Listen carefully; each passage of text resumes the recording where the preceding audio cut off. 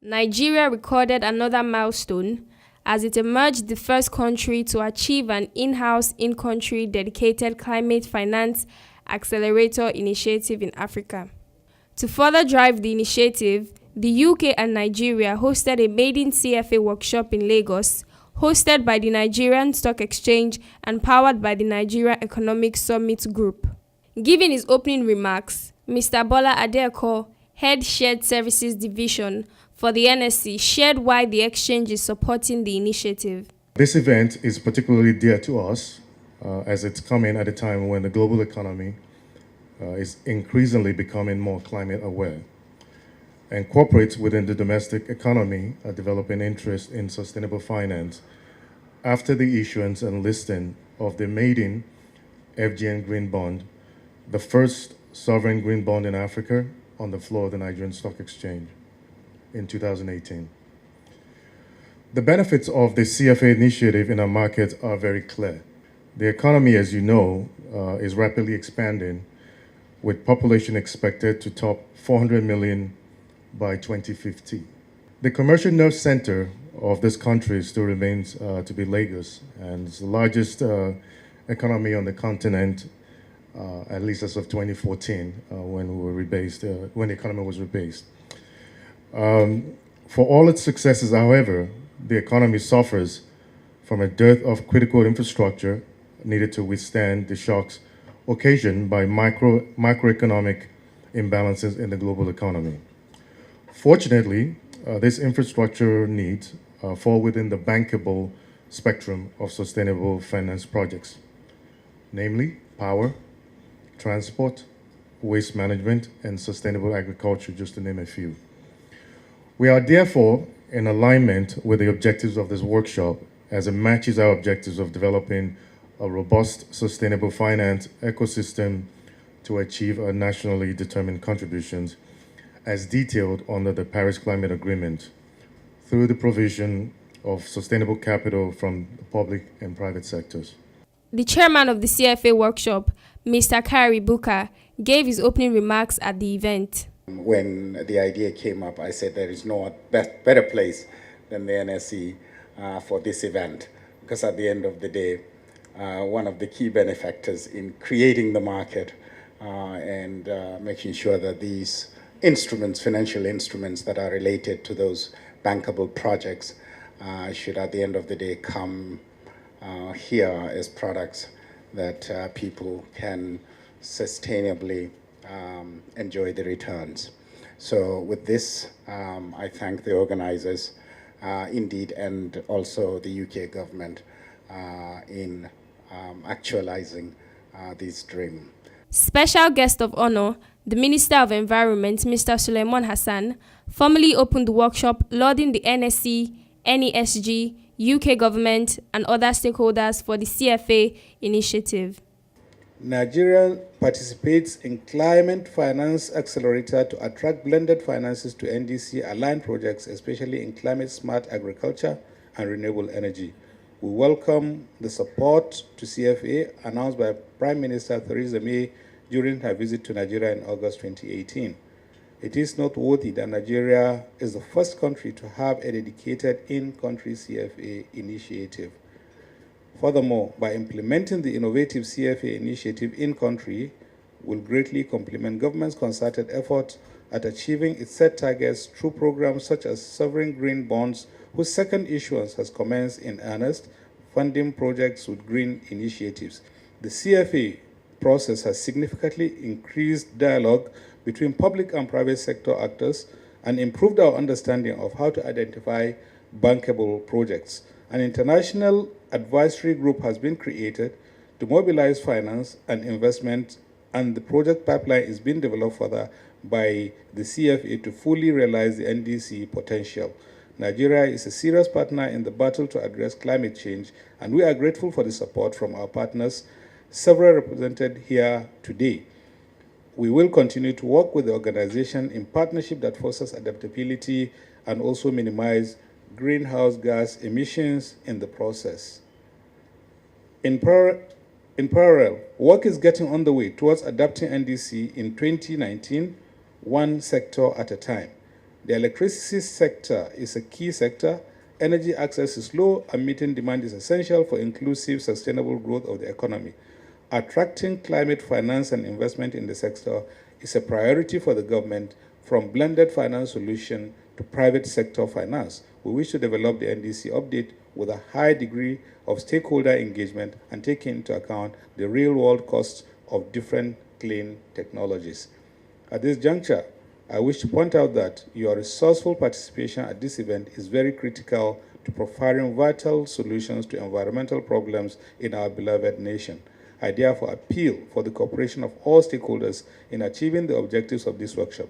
Permit me on this note to seize this opportunity to express my ministry's appreciation to the organizers of this workshop, especially the UK government, for all their support, and other donor organizations, both internationally and locally, for the interest shown in this regard. The Deputy British High Commissioner in Nigeria, Laura Buffield, in her goodwill message, described the CFA initiative as a bright prospect to improved bilateral relations between Britain and Nigeria.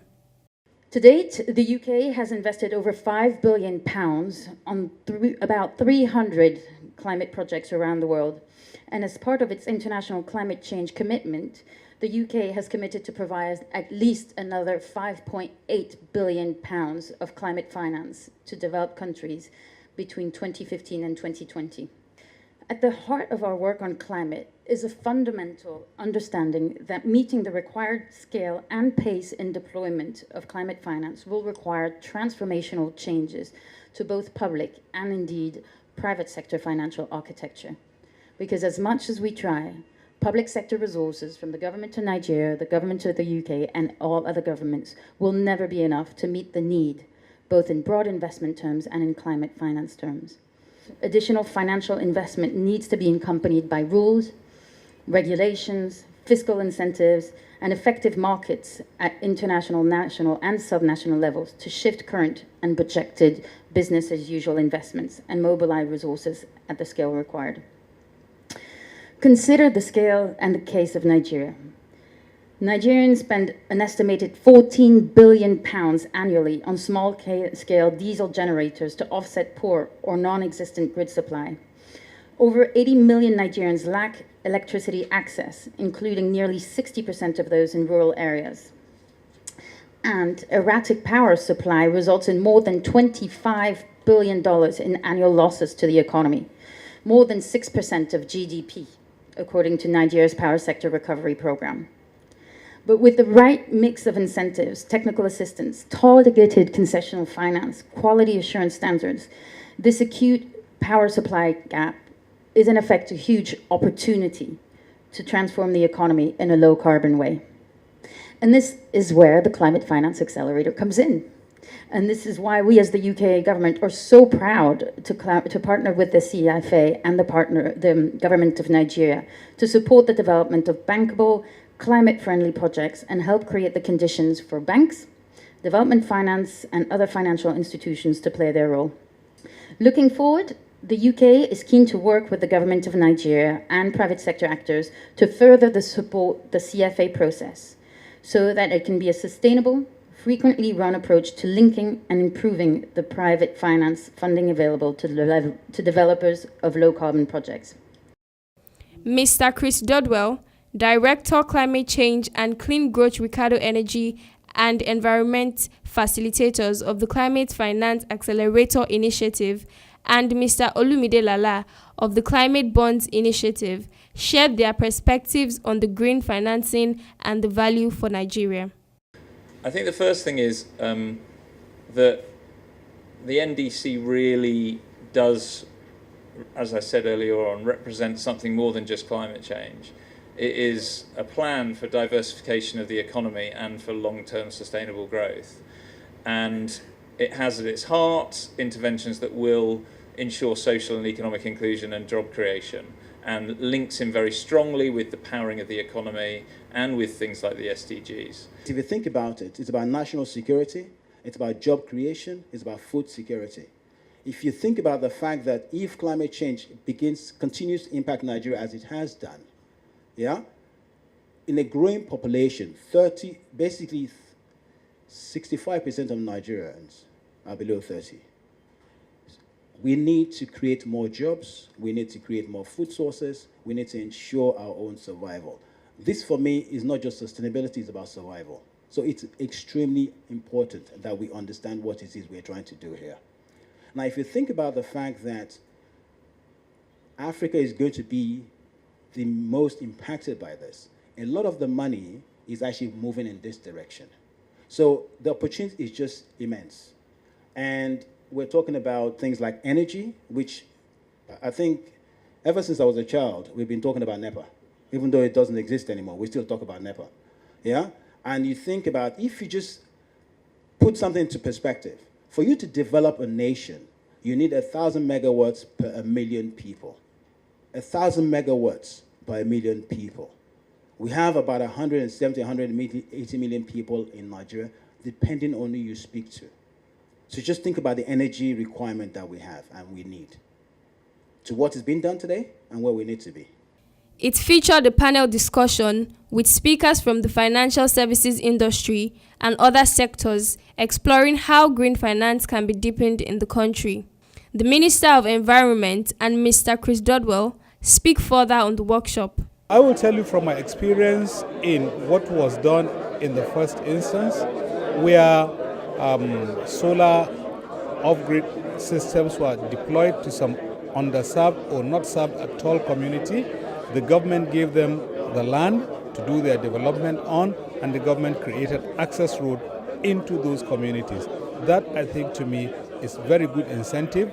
And in whatever community we are developing this kind of activity, the numbers will make sure that the return on investment is fast because of the multiplier effect it will have on the communities where they are. It will attract influx of people into them. It will therefore increase the economic activity of that community. It will increase the well-being of that community. The real issue with the Paris Agreement is actually implementing it. It's not about setting targets, it's about making changes to infrastructure, putting in place green infrastructure, and you can't do that without private capital. So this is about mobilizing private sector investment. And the way that we do that is by working with individual countries, with the banks in those countries, with the policymakers, but crucially with those guys that are trying to develop the projects in the middle, and get them to go and actually have some engaged discussion with the banks to kind of find out what money's available, how they need to get those structures, and with the government. So the government recognises that there are good ideas out there and they can lean in and help support them. And the solutions tend to be a mixture of some private sector funding, some government money, and maybe a little bit of an incentive, perhaps around some way of hedging some of the risks. So you reduce the cost of these new innovative programs, but they deliver a return to the bank. And then the bank will want to do more, and you create a virtuous circle. So it's all about building that pipeline of projects that can get private sector finance. As the global economy shifts to sustainability and adaptation to climate changes, Nigeria has a great opportunity to scale its nationally determined contributions to the Paris Agreement by creating an enabling environment for key investments in its green economy through the Climate Finance Accelerator initiative.